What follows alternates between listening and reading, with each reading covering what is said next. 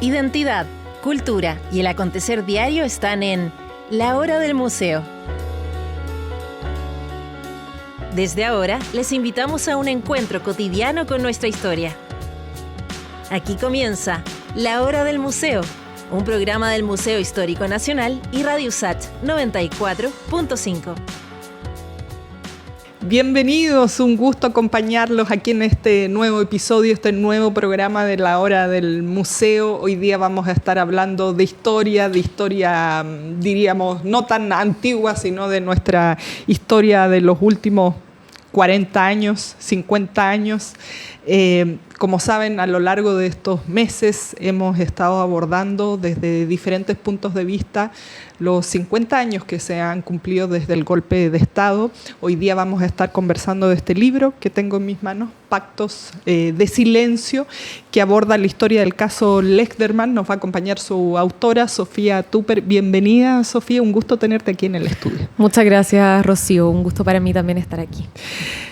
Sofía, bueno, yo estaba leyendo tu libro, indagando más sobre este caso. Hay tantas historias que se cuentan a partir del golpe de Estado, de lo que ocurre después, y sin embargo siempre me asombra que siempre hay nuevas historias o casos de horror que me siguen impactando, que a lo mejor no son los más difundidos.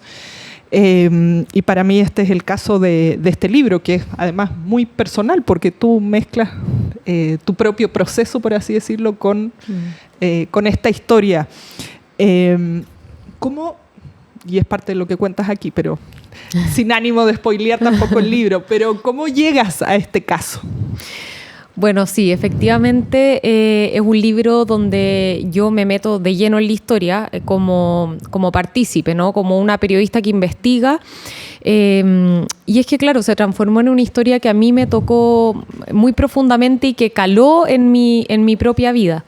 Yo la verdad es que llegué a esta historia a través del programa El Informante, un programa que me imagino que a muchos los desayunó con lo que era el caso Lechterman. El año 2013 se juntó en Televisión Nacional, en TVN, Juan Emilio Cheire, excomandante en jefe del ejército, con Ernesto Lechterman, un hombre ya de 40 años en ese momento, pero él cuando tenía 2 años fue testigo del asesinato de sus padres en un cerro en el Valle del Elqui. Y fue Juan Emilio Cheire justamente el hombre que lo entregó luego del asesinato, como decía, a los 2 años de edad, a un convento de monjas. Es decir, asesinan a sus padres, María del Rosario Ábalos Castañeda, mexicana, y Bernardo Lechterman, argentino. Y Juan Emilio Cheire lleva a este bebé al convento y él queda a cargo de una religiosa de la Casa de la Providencia en La Serena. Y a estas religiosas les indican que este niño no puede salir por ningún motivo. Para mí fue muy impresionante ver el programa de televisión que juntaba a un militar que había escalado tan alto en el mando de poder en Chile, ¿no? Con este niño que lo emplazaba a romper los pactos de silencio y a decir la verdad, no solo en el caso de sus padres, sino múltiples verdades que todavía están debajo de la alfombra. Yo, al igual que tú, me impresiono de la cantidad de información que sigue oculta, de la cantidad de casos que se desconocen. Y cuando digo que se desconocen, claro, lo sabe la intimidad de las familias de repente, qué sé yo, quizás por los sectores más cercanos, pero así de conocimiento público, la verdad es que hay mucho por conocer todavía. Y bueno, sin ir más lejos, recientemente se filtraron un montón de archivos de la CIA que nos siguen develando información que estaba oculta. Entonces, primeramente, lo que me lleva a escribir este libro es eso, es hacer luz en aquellos espacios que todavía permanecen sombríos y que nos ayudan a reconstruir nuestra historia reciente, porque por lo demás son casos abiertos en el sentido de que todavía no encuentran justicia, claro, ni verdad no hay ni justicia. Culpables. Sí, claro. Totalmente. Bueno, y espero que no nos quedemos solo por conmemorar los 50 años del golpe, que salen a la luz estas historias que, como tú bien dices, permanecían debajo de la alfombra, sino que porque años antes también había mucho este discurso de ya ha pasado suficiente tiempo, es hora de dar vuelta a la página. Sí, a mí me impresiona mucho ese discurso, porque si uno lo pone en perspectiva, o sea, no podríamos hablar del Holocausto. nazi, ¿cachai? Y no podríamos hablar de nada que hubiese ocurrido 50 años para atrás. O sea, la historia es la historia y tiene miles de años y es necesario revisitarla para que nunca más, ¿no? Para no volver a cometer los mismos errores. Y bueno, insisto en el punto y en el caso particular de este libro, porque una cosa es la justicia, la justicia ordinaria, la justicia de los tribunales, ¿no? Que a mi juicio, sobre todo en crímenes de lesa humanidad en Chile, está muy al debe. Pero otra cosa es la justicia que se hace por la vía social, ¿no? La justicia moral, la condena que hace la sociedad respecto de ciertos hechos. Y hace un tiempo, María Luisa Sepúlveda, hace un tiempo, más que un tiempo, hace varios años, creo que fue el año 2014, si no me equivoco, 2016, María Luisa Sepúlveda, que bueno, ella estuvo en la Vicaría de la Solidaridad, tiene una trayectoria gigantesca en derechos humanos, hizo un homenaje a los padres de Ernesto en el Museo de la Memoria y ella dijo, no basta con que las víctimas en estas historias tengan ayuda de profesionales en pos de su salud mental, no basta que la familia los acompañe, es necesario que la sociedad conozca y haga su juicio ético. En este caso tenemos por el crimen de 2 personas que además estuvieron desaparecidas durante 40 años y un niño que fue llevado a un convento de monjas sin que nadie de su familia lo supiera. Tenemos una condena a 3 militares de muy bajo rango de 5 años, donde además se aplica la media prescripción. Entonces, yo te pregunto, Rocío, o sea, si asesinan a tus padres y a los asesinos les dan 3 asesinos además, porque los mandamases no los tocaron, libres, ¿cachai? Entonces uno dice, chuta, ¿qué haría si me tocara eso a mí? Claro. Y desde ahí yo también, por eso tuve la patudez de meterme en el libro, porque también quería opinar, quería decir como lo que a mí me pasaba mientras iba indagando y contando en esta historia, que cuando uno dice, chuta, la realidad supera la ficción, como que uno, ya, no le pongáis color, pero sí, o sea, en este caso la realidad supera la ficción. Tú decías, ves por primera vez o te enteras de este caso viendo la tele. Sí. Hace ya 10 años.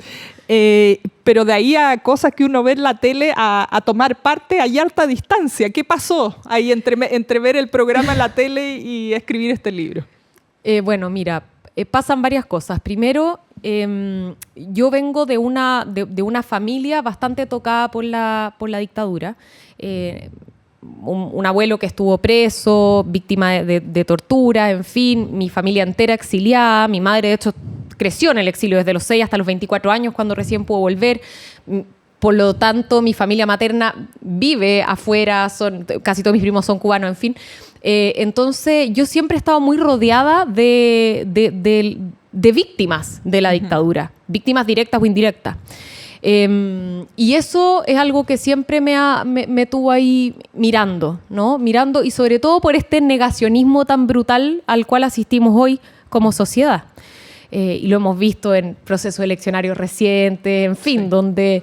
donde uno se da cuenta que el pasado no es solo el pasado, repercute directamente en lo que vivimos hoy. Entonces, claro, por ese lado un poco va mi motivación primera. Y bueno, el primer capítulo de este libro se llama El insomnio. Se llama así porque yo soy muy insomne y cuando veo este programa en la tele me quedo muy impresionada, sobre todo por los vacíos a los cuales hacía mención Ernesto, ¿no? Desconocer gran parte de su propia historia, es decir, apenas tener certeza de quiénes eran sus padres, no tener idea de cómo sale del convento de la Casa de la Providencia y llega hasta Argentina al cuidado de sus abuelos paternos. Entonces yo dije, chuta, qué ganas de poder ver la posibilidad de reconstruir esta historia. Pero claro, como tú bien dices, fue algo que me quedó ahí dando vueltas y pasaron los años y un día, desvelada, me puse a buscar cosas por YouTube y qué sé yo, y de repente me aparece de nuevo el programa El Informante. Y yo no sé con qué perso, porque hoy día yo creo que no me atrevería a hacerlo. Le escribí por Facebook a Ernesto. Le dije, oye Ernesto, mira, yo soy Sofía, periodista, bla, bla, bla. Cuéntame si nos podemos conocer. de verdad yo no sé qué me creo, porque literal al otro día él me contesta, viajo a Buenos Aires y fue algo muy, muy mágico lo que se dio, una confianza como bastante innata, esas cosas que uno en realidad no sabe mucho cómo explicar. Pero bueno, nada, pues se entusiasmó con la idea de hacer esta investigación que por lo demás yo no quiero atribuirme exclusivamente, porque en las páginas también hablo de gente que fue muy relevante, que me ayudó a reconstruir el caso, pero además el propio Ernesto fue quien empezó con esta investigación. O sea, claro, cuando yo llego a él me dice, bueno, Sofía, yo llevo más de 60 viajes a Chile, wow, porque Ernesto se entera muy tarde de su historia. Sofía, perdona, pero quiero que nos vamos de largo en todos estos detalles porque además, como tú dices, como de alguna manera una guía divina o lo que sea que te hace osar a escribirle a alguien que no conoce por un video que vuelves a ver en YouTube, y hay muchas cosas que en el fondo te van guiando para poder dar vida a este libro. Así que te invito a que hagamos una pausa para volver de lleno conversando de toda esta historia y de tu relación con Ernesto Lechterman. Pactos de Silencio, el libro del cual estamos conversando hoy, de nuestra invitada Sofía Tupper, y ya regresamos.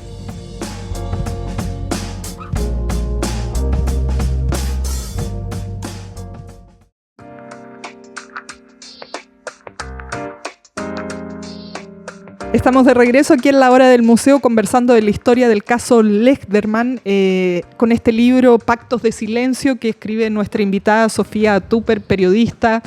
Sofía, estábamos hablando en el bloque anterior de que cara de palo le escribes por Facebook a Ernesto y le dices lo que estabas interesada en su caso. Llegas y tomas un avión a Buenos Aires así lanzada, me imagino, dándolo todo, te encuentras allá con él. Y es un poco difícil llegar a encontrarse con alguien que habías visto solo por la televisión. Y además es un tema tan delicado. A veces uno le da como vergüenza, timidez, tocar esos puntos tan sí, frágiles de las personas. Sí, de todas maneras. Bueno, de hecho eso también un poco hablo de eso en el libro. Yo decía mientras estaba en el avión, chuta, obviamente que él me tiene que haber googleado, que me querrá hablar, no me querrá hablar. También hubo un impulso o una motivación porque la editorial, yo ya les había dicho como, oye, me encantaría poder investigar este caso y ellos me decían, chuta, sería increíble. Porque Ernesto, además, una persona que hasta ese entonces no había dado grandes entrevistas, Juan Emilio Cheire ni decir, o sea, nos desayunamos con este acontecimiento y bueno, y así también con todos los que están involucrados en esta historia. Y bueno, como te decía, cuando yo llego a Ernesto y le planteo esto, él me contesta con algo que me dejó bien impactada y que es con esto de los más de 60 viajes que había hecho a Chile para él mismo reconstruir su historia. Ernesto es llevado a los 2 años a este convento de monjas, estuvo ahí varios meses hasta que su familia paterna lo puede recuperar, ¿no es cierto? Queda al cuidado de sus abuelos en Argentina, en Buenos Aires. Sofía, perdona, ¿de qué año estamos hablando cuando asesinan a sus padres? Del 73. De 8 de diciembre del 73 se comete este asesinato. Y no hay certeza de la fecha exacta en que Ernesto vuelve a Buenos Aires. ¿Y por qué digo no hay certeza? Porque los militares tienen una versión de los hechos. Su familia tiene otra versión de los hechos. Y las monjas, en la bitácora de la Casa de la Providencia, dice otra cosa. Entonces, en este libro yo no entrego una verdad. Porque hay un dicho que dice, justicia que tarda no es justicia. Y algo de cierto tiene ese dicho, porque, por ejemplo, se hace muy difícil a 50 años reconstruir esa escena, claro, la salida de Ernesto de la Casa de la Providencia. Tenemos solamente 3 versiones y múltiples pruebas esparcidas, ¿no?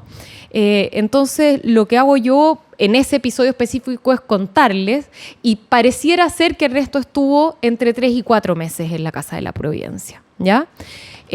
Sus abuelos paternos logran rescatarlo, se va a Argentina y deciden hacer un pacto de silencio. Y por eso también el título del libro. No aludo solo a los pactos de silencio en la familia militar, que algunos podrán decir, claro, ¿de qué está hablando ella? No existen los pactos de silencio. Otros, como yo, creemos firmemente que los hay.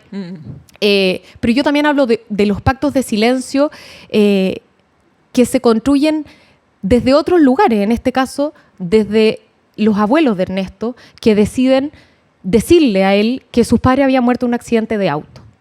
Con esa verdad crece Ernesto. ¿Y por qué? Algunos podrán decir, oye, qué crueldad, cómo se le miente a un ser humano sobre su propia historia. Bueno, no es un detalle que en Argentina también hubo una dictadura brutal. Claro. Y si en Chile fue brutal, bueno, no vamos a entrar a comparar, porque no sé si existe una dictadura peor que la otra, pero en términos de lo que se cometió con la infancia, con los niños víctimas de la dictadura, en Argentina fue, en términos de número, por lo menos, peor. Sí. Tenemos 500 niños asesinados desaparecidos en los primeros 10 años de dictadura en Argentina. Y bueno, bajo ese escenario, donde además sabemos que muchos de esos niños crecieron bajo la custodia de los propios verdugos, ¿me entiendes tú? Entonces, los abuelos, evidentemente, ya habiendo sufrido la desaparición de Bernardo, de María del Rosario, dicen, no, lo vamos a proteger, ser hijo de 2 terroristas, porque eso me faltaba decir, Rocío. En esta historia está este pacto de silencio que te comento de los abuelos de Ernesto, que decían no contarle la verdad por miedo a represalias, por protegerlo, y también porque cómo se le dice a un niño, mira, tus padres desaparecieron. Porque esa era la información que ellos tenían a la mano. En esta historia hubo otro pacto de silencio. Otro pacto de silencio, además del de los militares y del de los abuelos, y que tuvo que ver con lo que se comunica a la sociedad. En el diario El Día se informa que Bernardo y María del Rosario se habían autodinamitado con explosivos y que por lo tanto no había cuerpo. Y entonces no había respuesta posible para la Cancillería argentina y mexicana, que decían, oye, ¿dónde están nuestros conciudadanos? La respuesta de Chile, el Ministerio de Relaciones Exteriores, era, ellos eran 2 terroristas que decidieron autodinamitarse, dejaron una carta escrita donde dicen que su pobre hijo queda a la deriva y bueno, esa es la, entre comillas, verdad que se comunica y que se asume, ¿no? Y no sé si tú has logrado indagar, bueno, ellos estaban en el Valle del Elqui, si tenían alguna relación, eran militantes de algún partido, o ¿cómo llegaron a ellos? Sí, mira, este libro, porque hasta ahora en esta conversación nos hemos centrado mucho en lo que es el asesinato, claro. Bueno, y en el trayecto de Ernesto después de ese asesinato, ¿no? Pero cuando yo lo entrevisto a él por primera vez, él me dice, mira, Sofía, yo lo único que te pido es, yo no quiero recordar a mis padres solo por el hecho de la muerte. Yo quiero recordarlos por el hecho de la vida. Entonces, si vamos a investigar, perfecto. Me interesa, evidentemente, saber todo lo que tiene que ver con el crimen. Pero también me interesa saber quiénes fueron ellos en vida y cómo fueron mis años con él, porque Ernesto vive 2 años, o sea, está 9 meses en la guatita de su mamá y vive 2 años con sus padres y 2 años sumamente felices, que describo en este libro. Entonces, la historia de ellos es una historia bien particular. Bernardo era un joven estudiante de Derecho en Argentina que a fines de los 60 decide seguir un poco los pasos del Che Guevara, ¿no? Un poco en la que estaban la gran mayoría de los jóvenes en América Latina, por lo menos. Y viaja y en una de sus paradas llega a la Universidad de México, donde conoce a María del Rosario, que trabajaba en una biblioteca.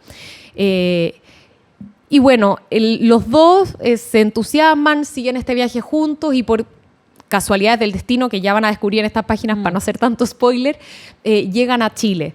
En Chile tenían como una sed muy grande de ver lo que estaba pasando con el triunfo de Salvador Allende, ¿ya? La unidad popular era algo que despertaba gran interés en los jóvenes del mundo, y es ahí donde por ABC motivos caen en la VOP, la Vanguardia Organizada del Pueblo. Un grupo que hasta hoy día genera mucha controversia, no solo en la izquierda, sino en el común denominador de los chilenos y chilenas, que sabemos que generaron un quiebre muy importante y sin retorno, diría yo, entre Salvador Allende y la democracia cristiana, a raíz del asesinato a Pérez Zújovic, que fue cometido por militantes de la Vanguardia Organizada del Pueblo, de la VOP. Ahí es donde entran ellos a militar en Chile. Se puede determinar, a raíz de la investigación y de los procesos judiciales en que se vieron involucrados este matrimonio, que ellos no tuvieron arte ni parte en ningún crimen de la VOP, porque ellos terminaron con la vida de de bastante gente. Acá también van a poder ver todos esos casos a los cuales me refiero. Y luego de eso, ya buscando como una vida más tranquila, con Ernesto en los brazos, dicen, oye, no, esto no es lo que nosotros queríamos, nosotros veníamos efectivamente a buscar una militancia, estamos totalmente en la izquierda, en esa vereda, estamos parados, pero queremos otra cosa, y deciden migrar al Valle del Elqui. Y en el Valle del Elqui, Bernardo Lechderman se convierte en el asesor del gobernador de Vicuña, Matamala, quien también fue asesinado en los primeros días de la dictadura y que era del Partido Socialista. Bernardo y Rosario no militaron en el Partido Socialista, pero sí eran simpatizantes. Y cuando matan a Matamala, acabado de llegar el golpe de Estado, se dan cuenta que tienen que escapar porque probablemente les va a tocar a ellos también. O sea, ya más o menos se sabía cómo se iba a mover esta maquinaria represiva. Y bueno, a los pocos meses, el 8 de diciembre, los asesinan a ellos también en este intento por cruzar desde Chile hacia Argentina por la cordillera con un niño en los brazos. Un emprendimiento no menor, ¿no? Casi imposible, diría, sin la ayuda de un arriero, además. Bueno, se me eriza la piel con estos detalles que nos cuentas, porque qué horror tratar de escapar de una situación así con un niño casi bebé de 2 años y medio y finalmente los encuentra la muerte. Te quiero invitar a que hagamos una pausa, Sofía, para seguir conversando de más detalles de tu libro Pactos de Silencio. Ya volvemos.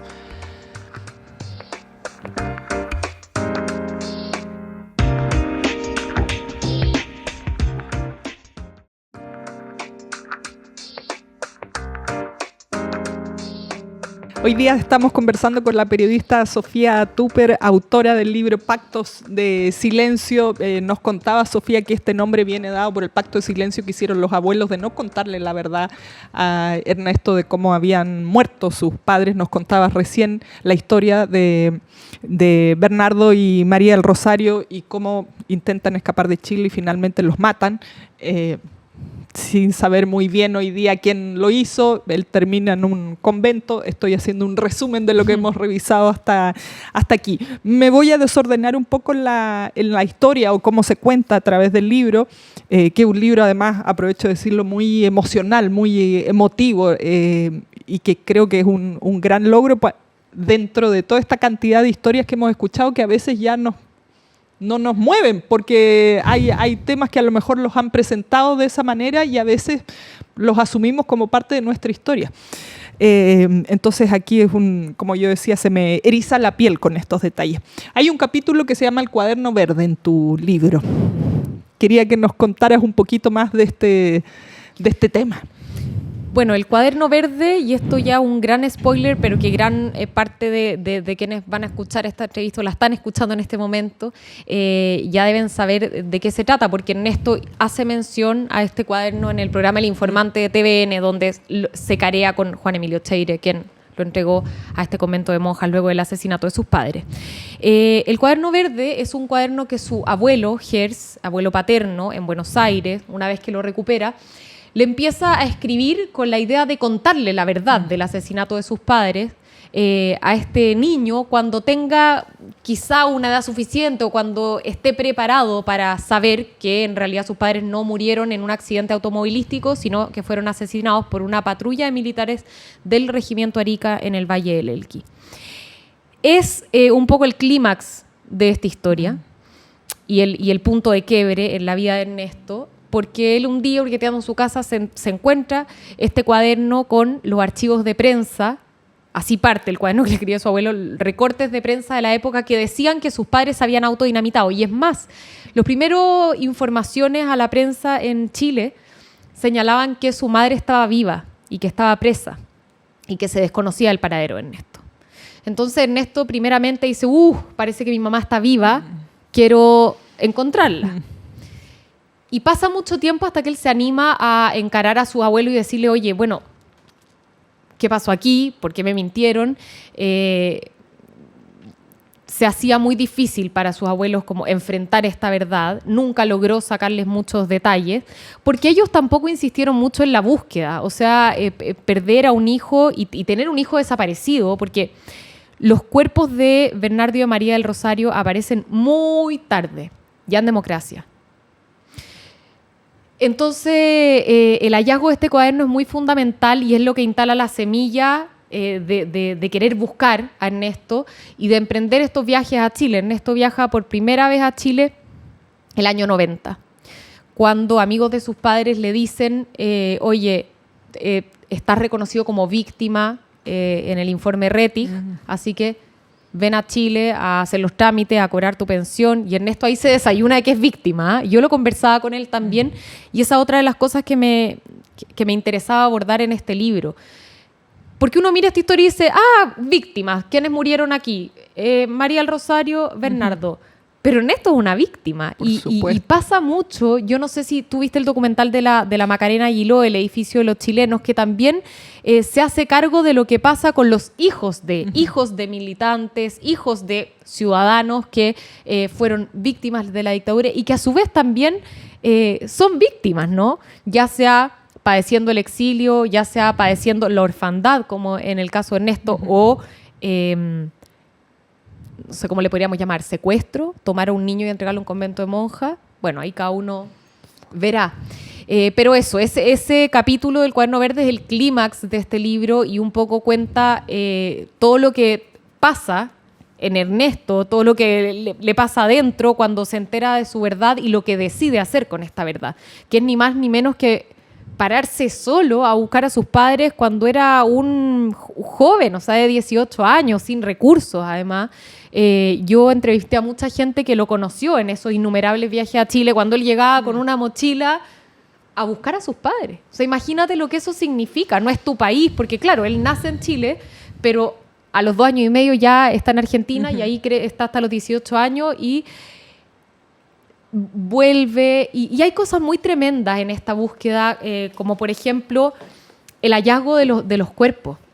Imagínate que el cuerpo de María del Rosario fue exhumado ilegalmente cuando México presiona y presiona en plena dictadura porque den algún tipo de respuesta, y luego se pierde el rastro de María del Rosario y en plena democracia, a Ernesto se le informa, una vez que va al cementerio general a preguntar, como cada viaje a Chile, oye, ¿dónde está? ¿Hay información del cuerpo de mi mamá? No, sí, ese cuerpo fue incinerado.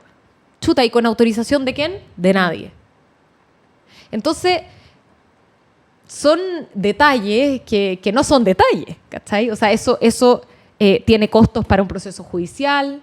Se le perdió el rastro y hoy día está junto al cuerpo de Bernardo Lechderman en el memorial de detenidos desaparecidos en el cementerio general. Qué historia tan dura, tratar de buscar algo que al principio no sabías nada, que pensabas que era otra tu historia de vida, de tus padres, luego se entera con este cuaderno verde, los viene a buscar, además, como tú dices, ¿qué? Porque no habían rastros de lo que tenía que encontrar. O sea, una buena pregunta esa, como que también es algo que yo hablé mucho con Ernesto. ¿Cómo se relaciona uno con un desaparecido? ¿Cómo?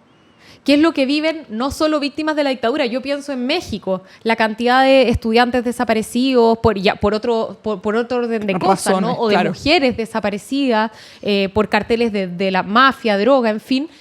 ¿Cómo se relaciona uno con un desaparecido? Mi mamá desaparece. No tienes la certeza de la muerte.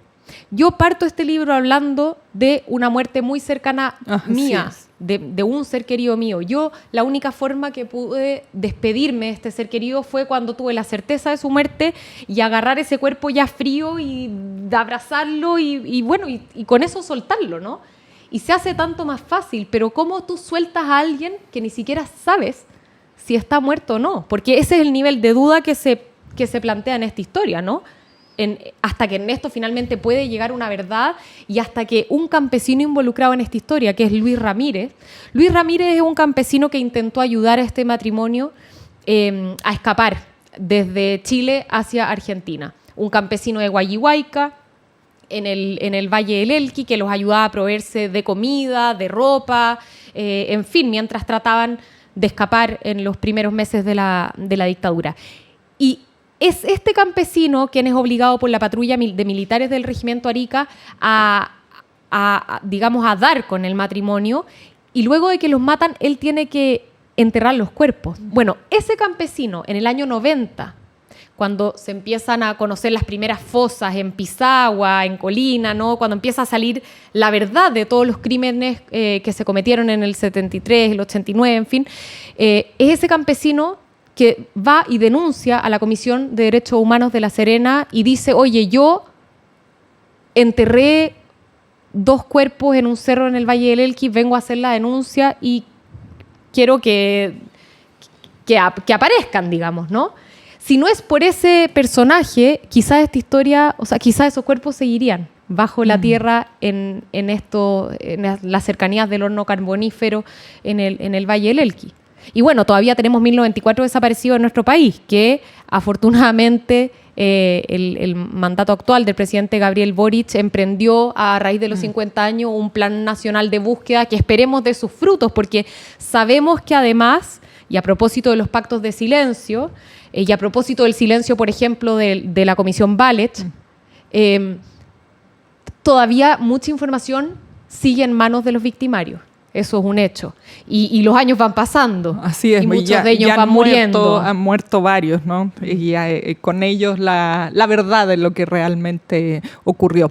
Sofía, te invito a que hagamos la última pausa de hoy para regresar y que conversemos de los detalles que a mí se me han ido quedando en el tintero y te quiero aprovechar estos últimos minutos para seguir hablando de pactos de silencio. Ya volvemos.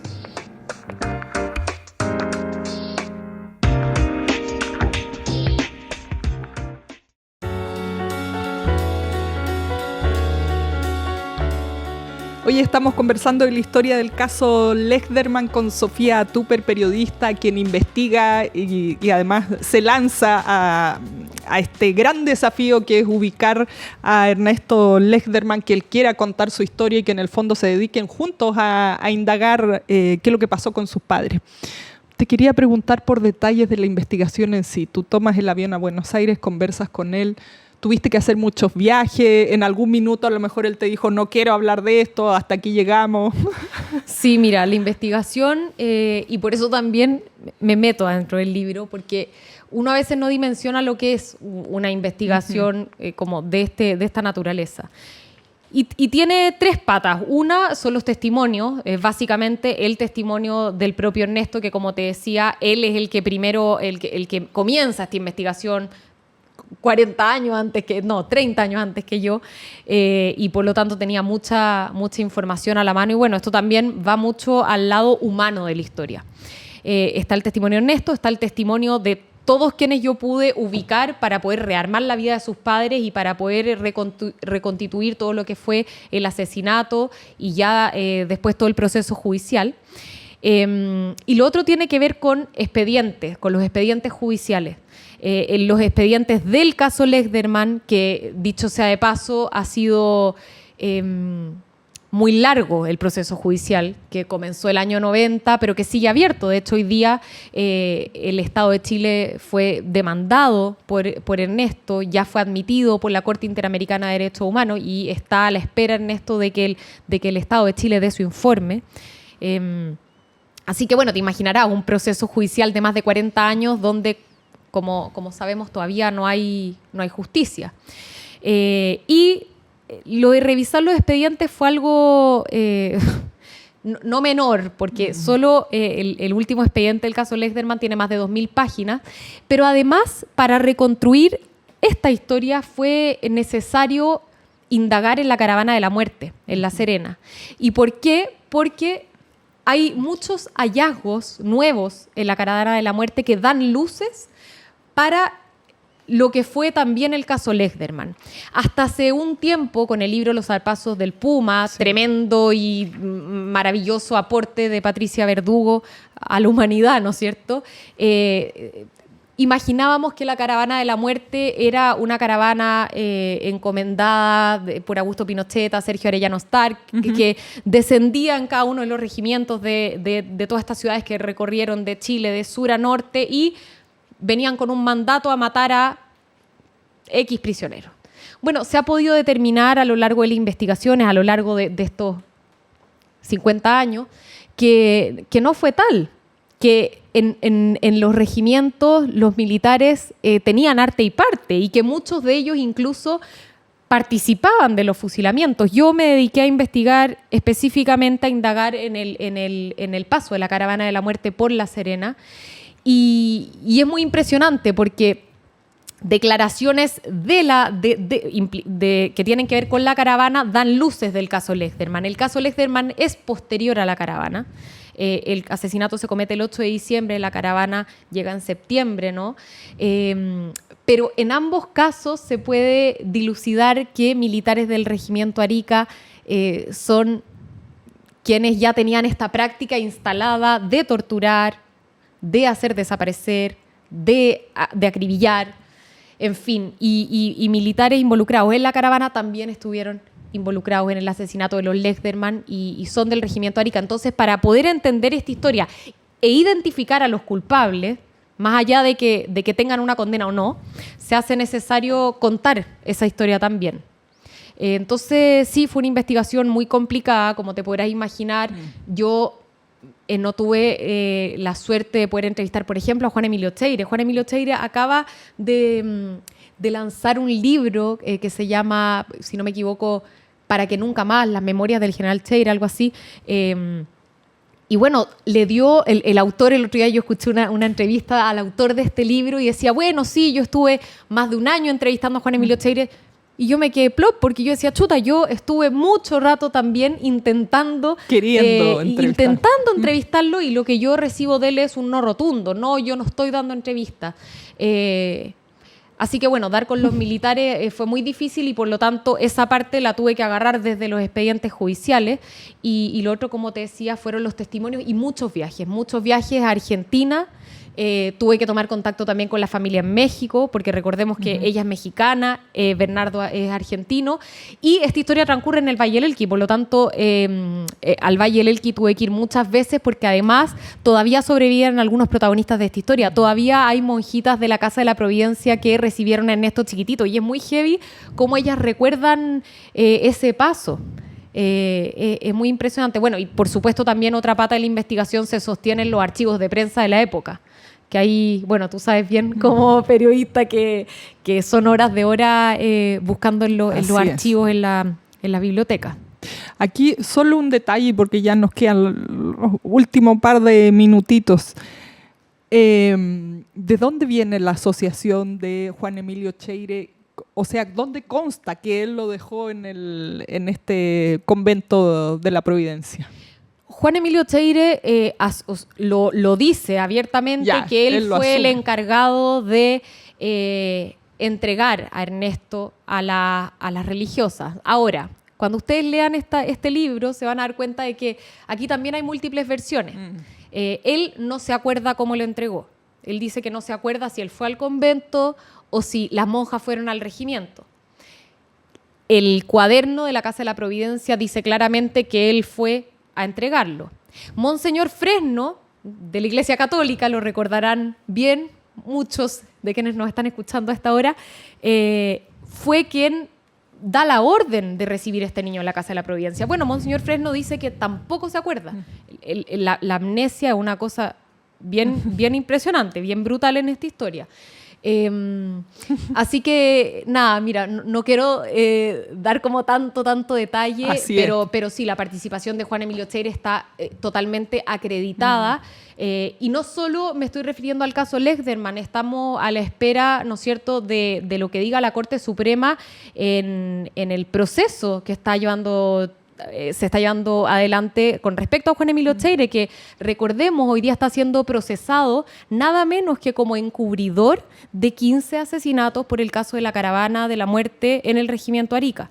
Así que, bueno, su abogado Jorge Bofill pide que se le absuelva y la parte querellante pide que se mantenga la condena, que si no me equivoco es de 3 años y 1 día. Qué ridículo, no puedo decirlo de otra manera. Sí, es una condena, por decirlo menos. Qué bueno, es parte de lo que ha sido nuestra historia en los últimos 50 años. De la maquinaria de impunidad, sí, ese es el tema. Sí, por eso es que este libro en realidad no sería necesario si no fuese por la maquinaria de impunidad tan instalada que hay en nuestro país. Así que, nada, mi invitación es a que lo lean y a que lo difundan. Y bueno, Te agradezco muchísimo por este espacio, por dar espacio a estas historias y por esta invitación. Muy rica la conversación, Rocío. Sí, buenísima conversación. He aprendido muchísimo. Me has dejado helada con una serie de detalles y datos. Y bueno, más leyendo el libro, que como decía, un libro muy...